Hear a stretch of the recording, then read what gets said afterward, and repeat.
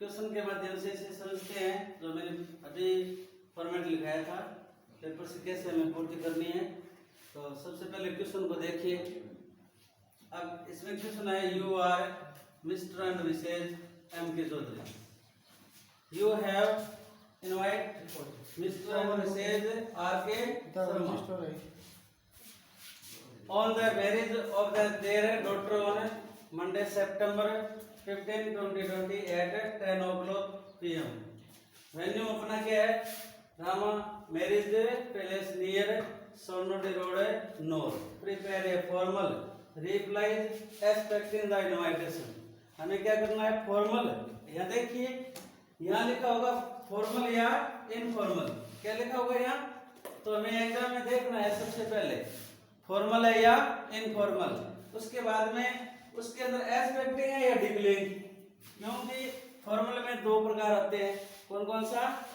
Expecting और declaring. Declaring का दूसरा नाम रिफ्यूजल या रिफ्यूज। अब इस नाम को देख के हमें क्या करना है, यानी ये फॉर्मेट है लिखना है। फिर उसी प्रकार यहाँ इनफॉर्मल लिखा होगा। यहाँ क्या लिखा होगा? इनफॉर्मल। और उसमें भी क्या है? रिप्लाइज है एक्सपेक्टिंग या डिक्लेयरिंग इनविटेशन। तो यहाँ हमें ध्यान देना पड़ेगा कि ये किससे का हमने पूछा है। तो पेपर के अंदर क्वेश्चन को सबसे पहले क्या करना चाहिए? ध्यान से पढ़ना चाहिए। उसके बाद में मैंने जो फॉर्मेट लिखाया था उसके अंदर इससे क्या है? पेपर से पूर्ति करो। जितने पेपर से पूर्ति होती है उतने तो हमें क्या करनी है? पेपर से पूर्ति करनी है। अगर पेपर के अंदर नहीं दिया है तो फिर हम अपने पास से लिखना पड़ेगा। तो सबसे पहले फॉर्मेट में मैंने क्या लिखाया था? Mr and Mrs. फिर यहाँ क्या लिखाया था? यहाँ लिखाया था सेंडर इज नेम या राइटर इज नेम लिखाया था ना। अब इसमें ये कौन है? ये तो है होस्ट। और ये क्या है? ये है गेस्ट। ये तो क्या है? मेजबान है। ये इसका अतिथि कौन है? ये है। तो ये व्यक्ति इसको बुलाना चाहता है। तो हम क्या करेंगे? सबसे पहले लिखेंगे मिस्टर एंड मिसेज। फिर यहाँ ये क्या है? सेंडर इज नेम या राइटर इज नेम। तो यहाँ लिख देंगे हम सेंडर इज नेम या राइटर इज नेम की जगह यहाँ जो पहले दिया होगा वो लिख देंगे। ठीक है, इतनी बात समझ में आ गई। उसके बाद में मैंने लिखाया था यहाँ थैंक और थैंक्स लिखाया था ना फॉर्मेट में। अब इसे देखिए, ये कौन सा सब्जेक्ट है? ये सिंगुलर नंबर सब्जेक्ट है या प्लूरल नंबर सब्जेक्ट है? तो एक से ज्यादा होते ही अंग्रेजी में क्या हो जाता है? प्लूरल नंबर सब्जेक्ट बन जाता है। तो हम यहाँ थैंक लिखेंगे या थैंक्स? थैंक। क्यों? क्योंकि अपना सब्जेक्ट क्या कर रहा है? ये एक ही व्यक्ति यहाँ मिस्टर लिख के कोई नाम दे दिया जाए तो फिर सिंगुलर होगा, या मिसेज दे के कोई नाम दे दिया जाए तो सिंगुलर ही होगा। तो ये ध्यान से देख लेना। उसके बाद में क्या है? इसको गेस्ट का नाम लिख देंगे। मैंने क्या लिखा था फॉर्मेट में? Receiver is a name. क्या लिखा था? रिसीवर इज ए नेम, प्राप्तकर्ता का नाम। ये तो है राइटर इज नेम या सेंडर इज नेम, और ये है रिसीवर इज नेम। इतनी बात तो समझ में आ गई ना। अब यहाँ क्या लिखेंगे? Mr and Mrs. फिर क्या है? यहाँ रिसीवर इज नेम का नेम है वो लिख देंगे। तो रिसीवर इज नेम अपना कौन हुआ? Mister and missus R K Sharma. ये अपना क्या हुआ? ये रिसीवर इज नेम हो गया। उसके बाद में ये लगा के for the kind invitation to ये लिखाया था। यहाँ मैंने क्या लिखाया था? हेडिंग या टाइटल लिखाया था ना आपको फॉर्मेट के अंदर। तो अपना टाइटल या हेडिंग क्या है? देयर डॉटर इज वेडिंग या मैरिज। यहाँ वेडिंग भी लिख सकते हो और मैरिज भी लिख सकते हो। अगर पेपर के अंदर कोई नाम दिया है, जैसे लड़की का कोई नाम दिया है मोनिका, तो पेपर में देख लो नाम दिया है तो नाम लिख देना, नहीं दिया तो मत लिखना। लिख भी सकते हो और नहीं भी लिख सकते हो। अगर पेपर के अंदर नाम दिया है तो जरूर ही लिखना पड़ेगा। समझ में आ गया? तो यहाँ पेपर के अंदर नाम दिया क्या? नहीं दिया है, तो हमें नाम लिखने की आवश्यकता नहीं है। लिख सकते हो तो गलत भी नहीं होगा। पेपर में नाम दिया है तो जरूर ही लिखना पड़ेगा। उसके बाद में ऑन के बाद में यहाँ क्या कोई दिन और दिनांक है, डे एंड डेट बताया था। इसमें पेपर में दिया है तो वो लिखोगे। अगर पेपर में नहीं दिया है तो अपने पास से हम क्या कर सकते हैं, लिख सकते हैं।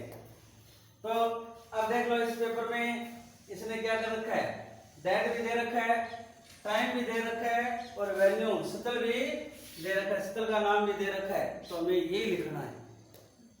पेपर से जो पेपर के अंदर दिया है वो हमें पूर्ति पेपर से ही करना है। अगर नहीं दिया है तो अपने पास से हम लिख सकते हैं। तो इसमें क्या है, ऑन के बाद में दिन का नाम दे रखा है तो हम वही दिन लिख देंगे, वही महीना और वही डेट और वही सन लिख देंगे। तो इसमें क्या है, इसमें मंडे सितंबर 15 2020 तो हम ये लिख देंगे।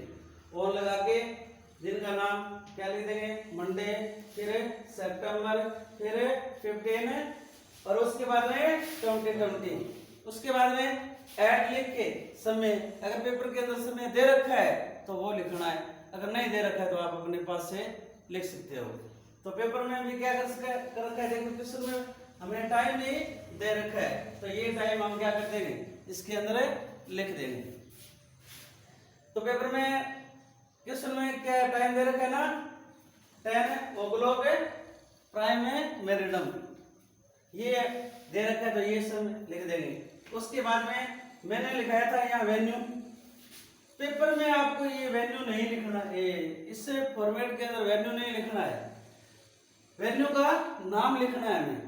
तो ये जो इसने वेन्यू दे रखा है ना, तो ये वेन्यू शब्द ना लिख के हम क्या कर देंगे, ये वेन्यू है रामा मैरिज पैलेस। देखिए एक होता है पैलेस और एक होता है प्लेस। प्लेस मीन्स होता है स्थान और पैलेस मीन्स होता है महल। तो ये क्या है, Rama marriage palace near Sondi road नोर, तो हम भी वेन्यू यही लिख देंगे। तो रामा मैरिज पैलेस या रामा वेडिंग पैलेस भी लिख सकते हो। मैरिज के जगह क्या लिख सकते हो आप, वेडिंग भी लिख सकते हो।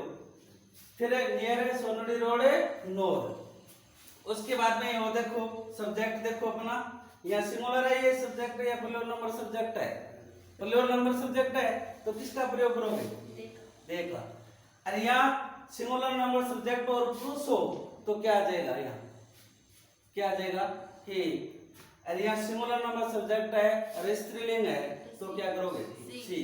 तो ये मैंने यहाँ लिखाया था ना, क्या ही सी और दे लिखाया था, तो इसमें से हमें एक शब्द को यूज करना है। उसके बाद में यहाँ विषय और विशेष लिखाया था, विषय और विशेष लिखाया था ना, तो वो भी किसके हिसाब से आएगा, सिंगुलर नंबर सब्जेक्ट के साथ सिंगुलर नंबर वर्ब का प्रयोग किया जाता है।